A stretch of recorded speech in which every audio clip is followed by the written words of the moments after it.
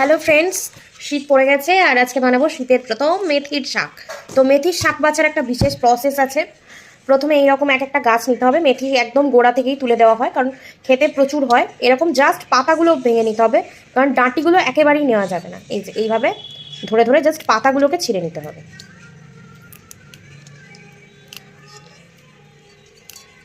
এই যে ডাঁটির অংশটা না, এটা এবার বেকার, এটাকে পুরো ফেলে দিতে হবে।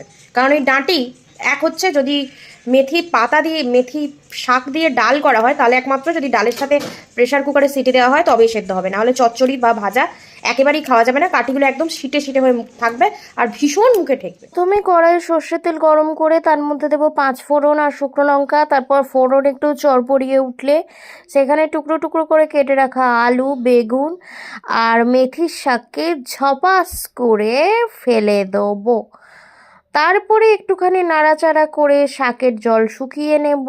তারপর সেখানে মেশাবো হচ্ছে হলুদ আর নুন। শাক ভাজা করতে গেলে বা শাকের চচ্চড়ি করতে গেলে প্রথমে আগে শাকের নিজের জলটা শুকিয়ে নেবে, তারপর প্রয়োজন হলে জল অ্যাড করবে, নাহলে সকালের রান্না চাপিয়ে রাত্রির বেলা কিন্তু শাক চচ্চড়ি বা শাক ভাজা দিয়ে ভাত খেতে হবে। তো এই দেখো হয়ে এসছে, শুধু নামানোর আগে একটুখানি চিনি দিয়ে নামিয়ে নেবো, ব্যাস। আজকের লাঞ্চে আছে পটল ভাজা, মেথির শাকের চচ্চড়ি, মুসুর ডালের বড়া, মাছের ঝাল।